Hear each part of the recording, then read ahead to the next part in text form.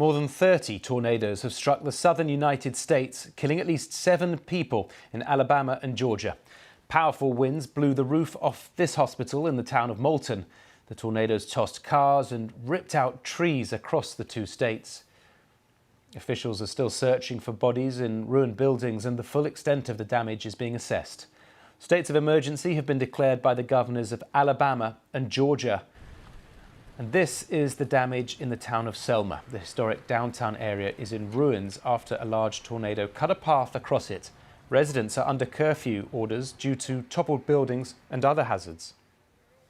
CBS News correspondent Jared Hill is following the story, and he gave me this update. At least 7 people right now are confirmed to be killed from this tornado between Alabama and Georgia. These storms covered multiple states, though, across the American Southeast. At least one reported death here is of a child, that one in Georgia. About 6 people killed in Alabama. Now, nationwide yesterday, as you mentioned, there were more than 40 separate tornado reports. These have not all been confirmed yet. Some of those could end up being a straight line wind damage, but still, just looking at this, this is devastating for a lot of people.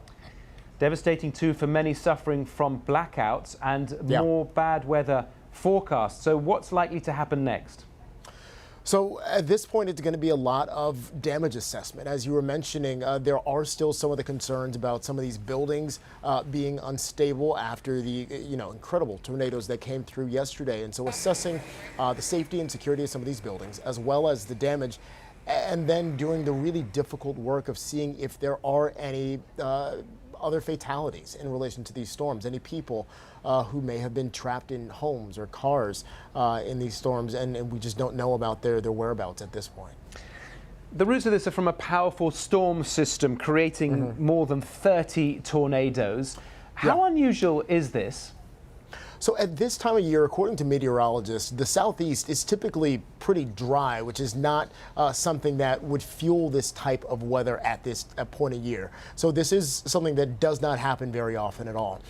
Meteorologists are saying that there potentially is some influence here from warmer weather in the Gulf of Mexico, just adjacent to the southern United States.